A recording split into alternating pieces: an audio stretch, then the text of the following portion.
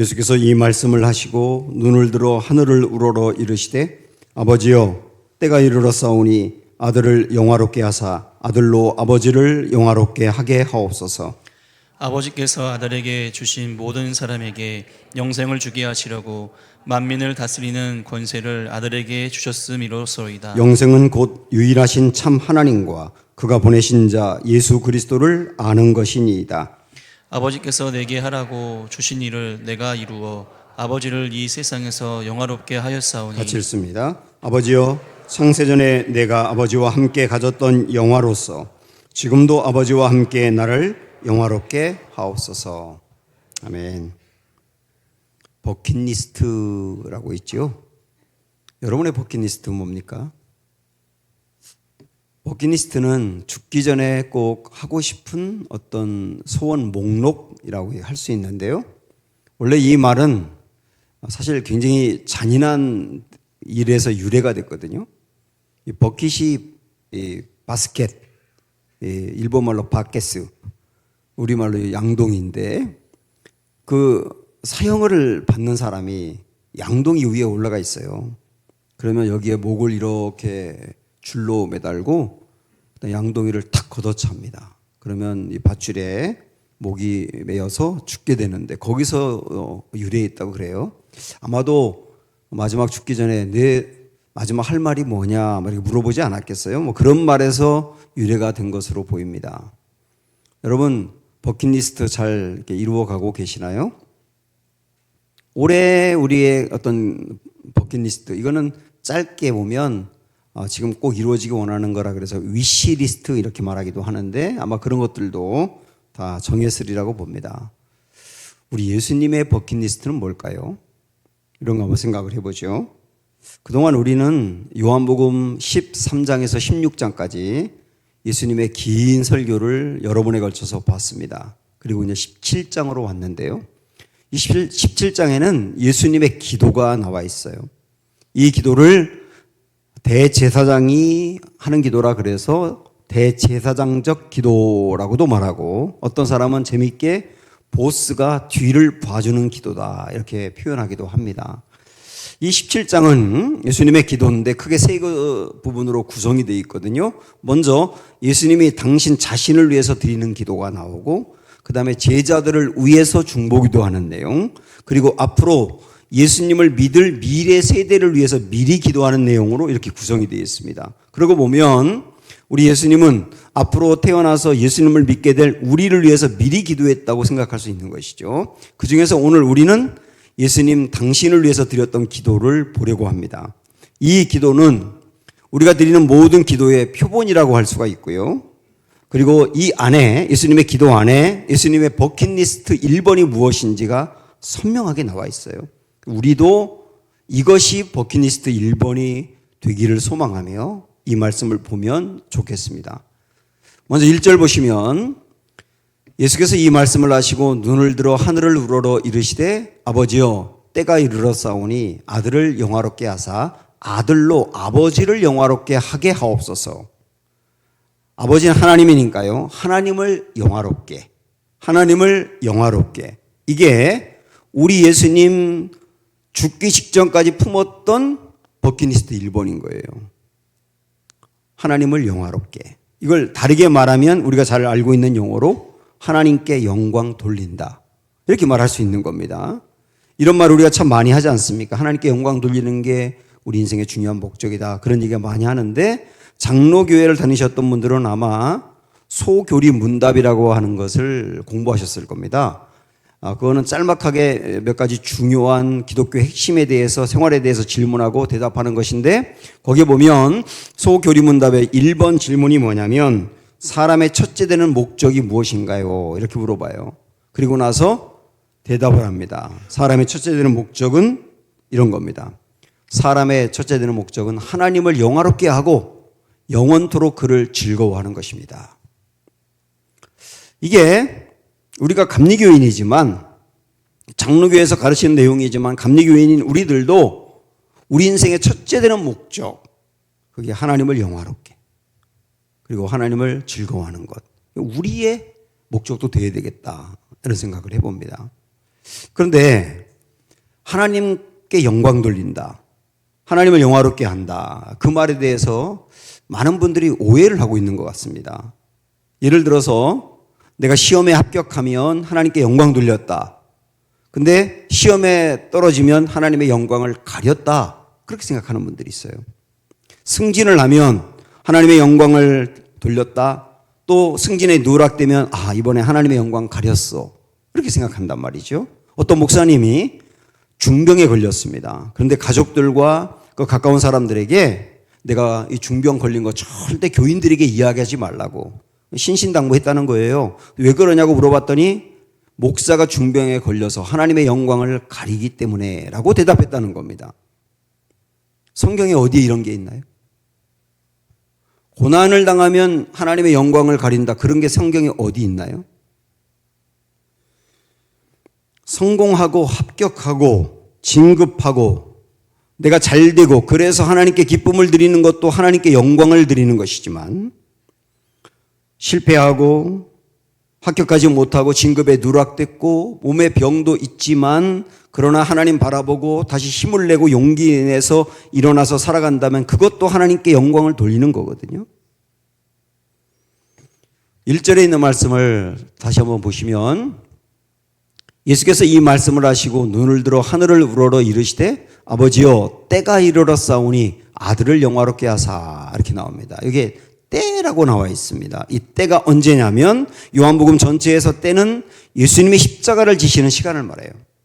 우리 예수님이 내가 이제 십자가를 지는 시간이 왔구나 이렇게 말씀하는 겁니다. 그런데 십자가를 지시는 것을 뭐라고 그 다음에 표현했냐면 아들을 영화롭게 이렇게 표현하고 있어요. 그러니까 내가 십자가를 지는 게 내가 영화로워지는 거야. 그리고 그 다음에 이어서 이게 아버지도 영화롭게 하는 거야 라고 말씀하고 있단 말입니다. 십자가는 지금 우리는 신앙의 대상으로 십자가를 중요하게 생각하기 때문에 늘 긍정적으로 보지만 십자가는 예수님 당시에 그냥 사형 도구였어요.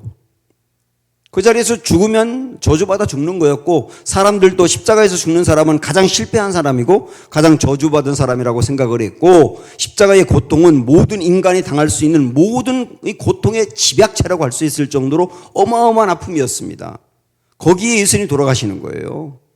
사람들이 볼 땐 저주받아 끝나는 사람이라고 보는데 우리 예수님은 그 십자가를 질 것을 결단하면서 뭐라고 말씀하신다고요? 이게 나를 영화롭게 하는 길이야.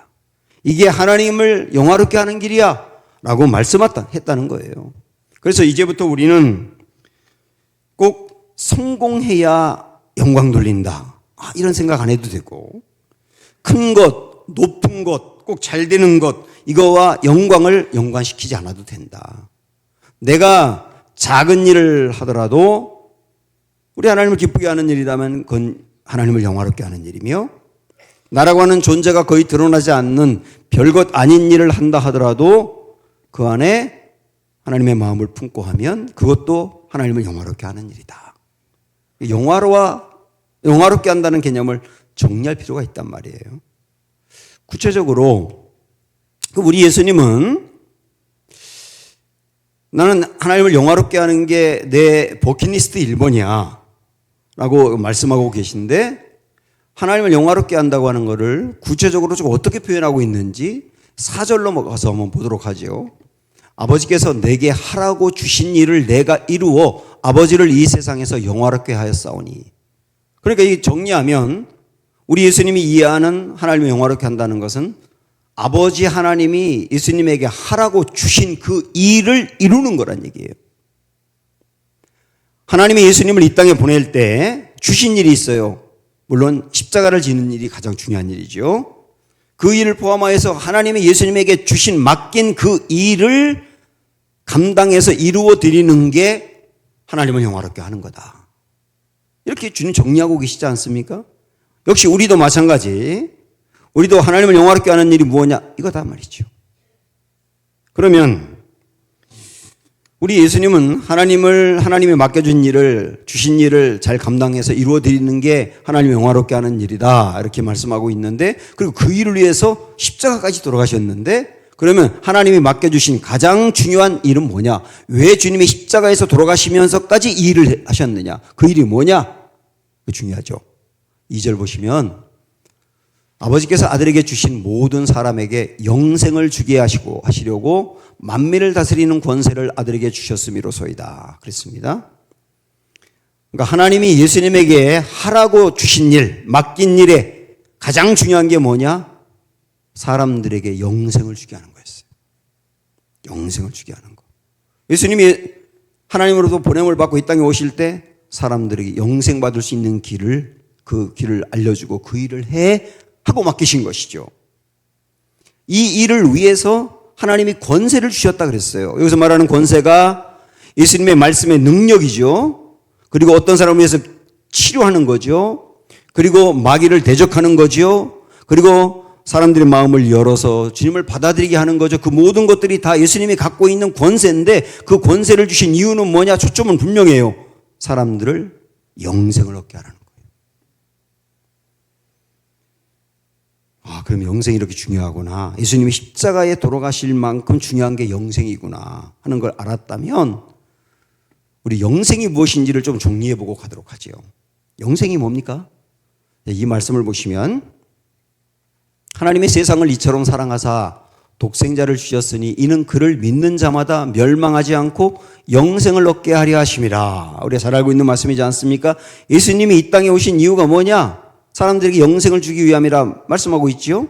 그러면 그 다음에 이어서 하나님이 그 아들을 세상에 보내신 것은 세상을 심판하려 하심이 아니요 그로 말미암아 세상이 구원을 받게 하려 하심이라. 세상이 심판받는 게 아니라 사람들이 심판받는 게 아니라 구원을 받는 게 결국 뭐란 얘기입니까? 영생이란 얘기예요. 영생이 뭐예요? 구원받는 게 영생이에요. 자, 또 하나 요한복음 6장에 보시면 내가 하늘에서 내려온 것은 내 뜻을 행하려 함이 아니요 나를 보내신 이의 뜻을 행하려 함이니라.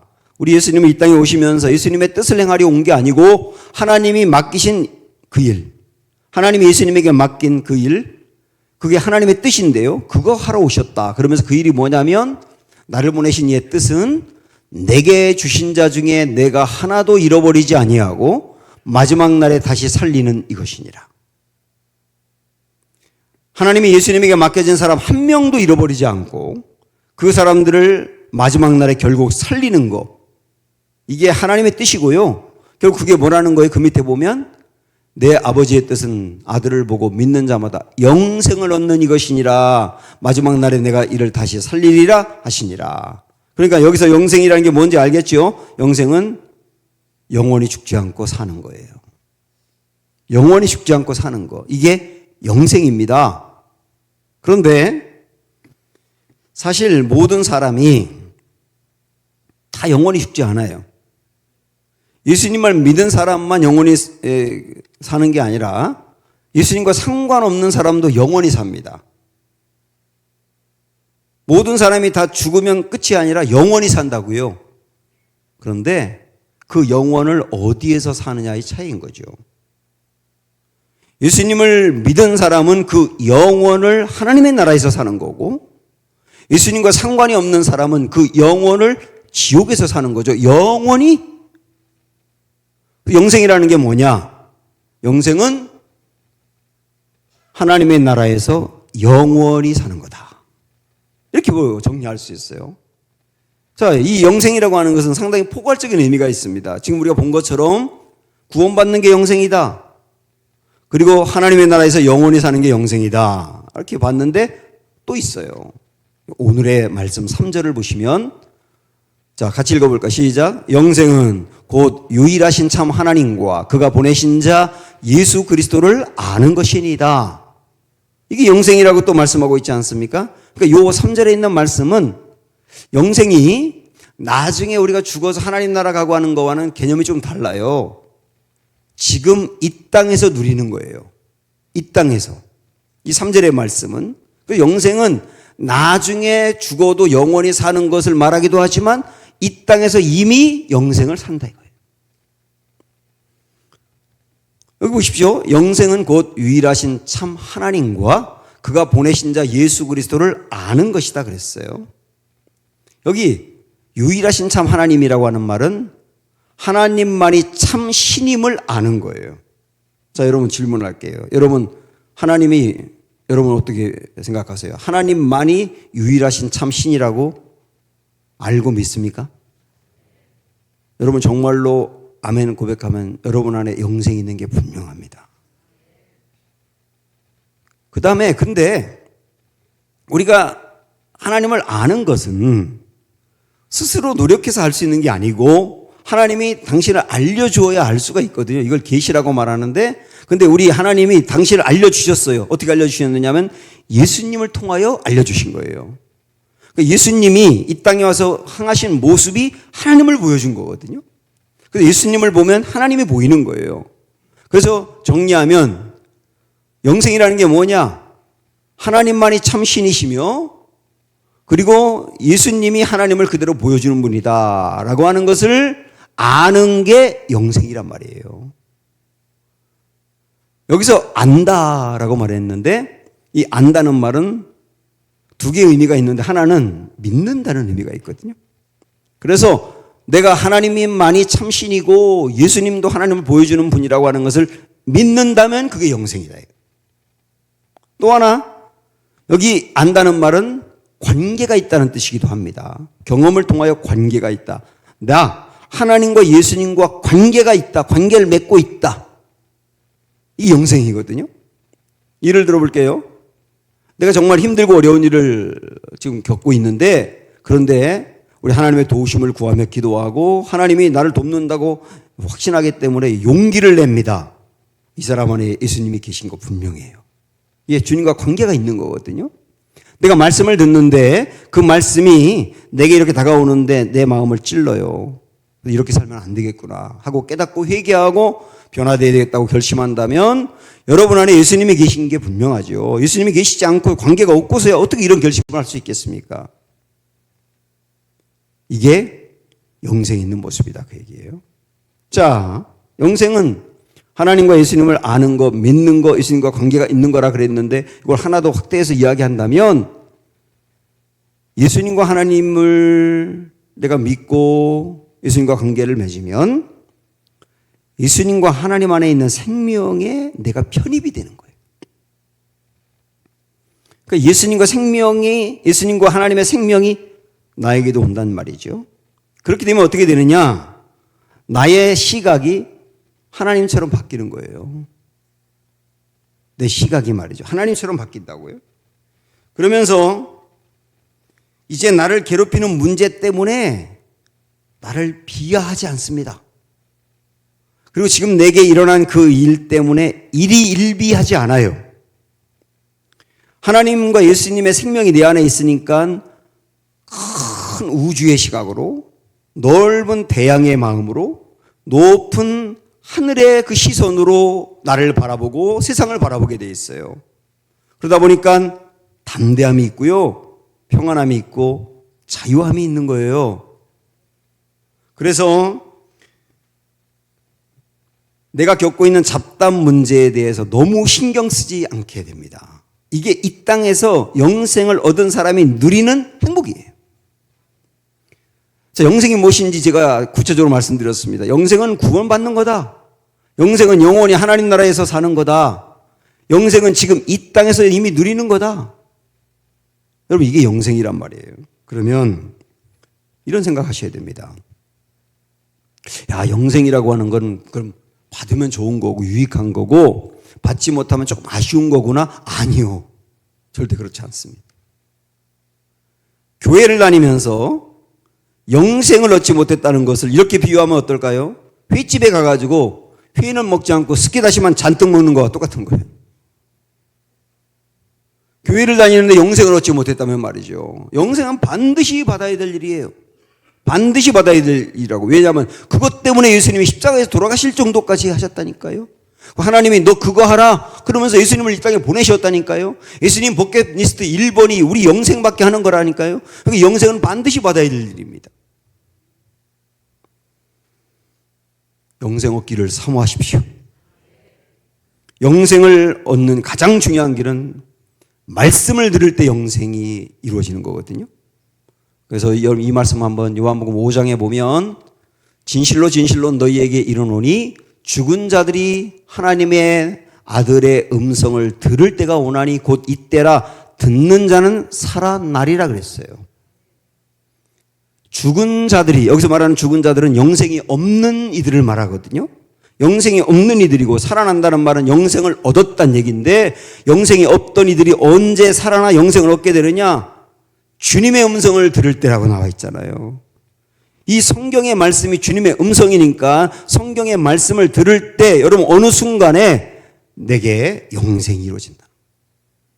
그렇게 생각한다면 하나님의 말씀을 얼마나 귀히 여겨야 됩니까? 하나님의 말씀을 얼마나 사모하며 들어야 됩니까? 자, 지금까지 전한 말씀 한번 정리해 보겠습니다. 우리 예수님의 버킷리스트 1번은 하나님을 영화롭게. 그러면 하나님을 영화롭게 한다는 게 뭐냐? 하나님이 주신 일을 이루어 드리는 거다. 그러면 하나님이 예수님에게 주신 일의 핵심이 뭐냐? 사람들에게 영생을 얻게 하는 거다. 그 일을 위해서 예수님이 십자가까지 지셨다. 이렇게 정리할 수 있잖아요. 자, 그럼 여기서 우리 끝낼 수가 없습니다. 예수님에게 이 일이 예수님으로만 끝내는 게 아니라 우리의 일이 되어야 된다는 거죠. 17장 18절을 보시면 아버지께서 나를 세상에 보내신 것 같이 나도 그들을 세상에 보내었고 이렇게 말씀하세요. 자, 하나님이 예수님을 세상에 보내셨어요. 보내실 때 사람들에게 영생을 얻게 해. 나 그러라고 보내는 거야 하고 보내셨단 말이죠. 우리 예수님 그 일을 이루었잖아요. 그 다음에 뭐라고 말씀하세요? 나도 그들을 세상에 보내었고. 그러니까 예수님도 이제는 그들인 제자와 예수님을 믿는 우리를 지칭하거든요. 그러니까 제자들이나 우리들을 우리 예수님이 그 다음에 세상에 보내었답니다. 그러니까 우리도 예수님이 하던 일을 이어받아 사람들을 영생을 얻게 하는 일이 우리 인생의 버킷리스트 1번이 되어야 된다는 거예요. 이 대목은 아멘을 했으면 하고 기대했는데 스위스 여행 가는 거 버킷리스트 2번이 되시기 바라고 1번은 사람들에게 영생 얻게 하는 일. 그게 1번이 되어야 된다. 왜? 예수님의 일이 내게 주어졌으니까. 예수님의 그 일이 내게 주어졌으니까. 아까 우리 봤던 2절을 보시면 아버지께서 아들에게 주신 모든 사람에게 영생을 주게 하시려고 만민을 다스리는 권세를 아들에게 주셨다. 이렇게 말씀했지 않습니까? 그래서 예수님에게 사람들을 영생으로 인도해 그래가지고 영생으로 잘 인도하도록 하나님이 주신 게 권세란 말이에요. 예수님의 말씀의 권세, 치유의 권세, 그 다음에 마귀를 제압하는 능력, 사람들의 마음을 여는 어떤 사랑, 뭐 이런 모든 것들이 권세였단 말이죠. 그 권세를 다 동원해서 예수님은 사람들을 영생의 길로 인도했다는 얘기예요. 그러면 우리에게도 그 일을 맡겨줬다고 한다면 우리에게도 주님은 사람들을 영생으로 인도할 수 있는 권세를 주셨다 이거예요. 그 권세가 뭘까요? 이런 것들 아닐까요? 내게 하나님이 주신 장점, 은사, 재능, 열정, 물질, 넉넉한 시간, 직업, 나의 위치와 자리, 내게 있는 성품, 내게 있는 신앙, 이 모든 것들이 전부 다 뭐냐면 어떤 사람을 예수님께로 인도하여 영생을 얻게 하라고 주신 권세다 그 말이에요. 권세다. 이 모든 것들을 다 사용하여서 사람들을 예수님께로 인도하여 영생을 받게 해야 된다는 거죠. 이게 우리의 사명입니다. 고린도전서 10장 31절입니다. 11절이 아니고 이 말씀 같이 보세요. 그런즉 너희가 먹든지 마시든지 무엇을 하든지 다 하나님의 영광을 위하여 하라. 잘 보십시오 이 말씀. 먹는 것도 하나님을 영화롭게 하라. 마시는 것도 하나님을 영화롭게 하라. 먹고 마시는 게 어떤 사람이 영생을 얻는데 방해가 된다면 그거 먹지도 마시지도 말라 해요. 내가 먹고 마시는 것이 어떤 사람을 영생으로 인도하는데 대단히 유용하다면 그거 먹고 마시라 해요. 그렇죠? 먹고 마신다는 것은 일상생활을 말하는 거죠. 일상생활에서 가장 대표적인 게 먹고 마시는 거 아닙니까? 그래서 이 말씀 우리는 우리의 일상의 모든 것이 어떤 사람을 하나님께로 인도하여 영생을 얻게 하는데 도구가 되어야 된다는 얘기잖아요. 모든 것이 내 인생의 중심을 딱 어떤 사람을 영생 얻도록 내가 돕는다 하는 걸 중심으로 딱 두고, 그렇게 두고 나면 내가 가지고 있는 그 모든 것들이 전부 다 그 사람을 영생 얻는데 돕는 도구가 될 수 있다. 심지어는 내가 겪는 고난까지도 어떤 사람을 영생 얻게 하는 도구가 될 수 있어요. 고난이 그럴 수 있다고요? 여러분 이 이야기 한번 들어보십시오. 권길중이라고 하는 박사가 계신데, 이분이 오래전에 공부를 하기 위해서 온 가족이 미국으로 이민을 갔습니다. 거기서 열심히 공부를 해가지고 30대에 박사 학위를 받았어요. 그리고 이 사람이 건축을 전공했는데 세계 100대 조형 건축가로 선정이 됐습니다. 세계 100대 건축관에 들어갔다니까요. 조형 건축 분야에. 엄청난 사람이죠. 이게 30대에 이루어진 일입니다. 이 사람은 이제 성공했고 행복하게 승승장구할 것 같았는데 그만 이 사람이 언젠가부터 음식을 먹는데 이 아파서 음식을 삼킬 수가 없는 거예요. 병원에 갔더니 식도암에 걸렸는데 너무 늦게 발견한 거예요. 그래서 음식을 먹을 수가 없습니다. 도저히 아파서 못 먹어요. 호스로 코를 집어넣어가지고 죽을 그냥 삼키는 정도인데, 그러다 보니까 몸이 빼빼 마르고 이 사람이 죽어갑니다. 이 젊은 이 30대 이 박사가 죽어간다고요. 이 사람이 죽음이 앞으로 다가왔다라고 하는 생각이 드니까 내가 그동안에 죽어라 공부하고 이렇게 이루었던 이게 뭐가 유익인가, 아무런 유익이 없다는 생각을 가지면서 내가 예수님을 믿는 사람인데 성경 한번 제대로 읽어보지 않았는데 성경이라도 한번 읽어봐야 되겠다 하고 읽기 시작합니다. 순서대로. 그러다가 아까 봤던 말씀 고린도전서 10장 31절의 말씀을 읽어요. 그런즉 너희가 먹든지 마시든지 무엇을 하든지 다 하나님의 영광을 위하여 하라. 이 말씀을 읽을 때 자기도 모르게 아멘 합니다. 그런데 그러고서 생각을 하니까 내가 지금까지 살아오면서 하나님의 영광을 위해서 한 일이 하나도 없는 거예요. 하나님이 나에게 일찍 박사까지 되게 하셨는데 하나님을 위하여 보답한 게 하나도 없다는 생각이 드는 겁니다. 나의 예술과 나의 명예를 위해서만 살았지 내가 뭘 하나님을 위해서 살았나 하고 막 후회가 막심한 거예요. 그러나 너무 늦었어요. 그렇게 죽어가던 어느 날 어떤 지인이 테이프 하나를 갖다 줍니다. 들어보라고. 그 테이프가 중국의 연변의 과학기술대라고 있거든요. 한국 사람들이 세운 그 과학기술대 김진경 총장이 한 간증 테이프예요. 그걸 들어요. 이런 얘기를 합니다. 여러분은 하나님이 가장 기뻐하는 삶이 무엇인지 압니까? 복음을 모르는 사람에게 복음 전하는 것을 구심점에 두고 인생을 설계해 보세요. 굉장히 중요한 얘기라고 봅니다. 이 복음을 전하는 일이라고 하는 것은 어떤 사람이 영생 얻는 일이라고 오늘 말씀으로 우리 이해할 수 있지 않습니까? 그러니까 우리 인생의 구심점을 사람들이 영생 얻게 하는 일로 딱 세우고 그것으로 그 다음에 인생을 설계해 보라는 거예요.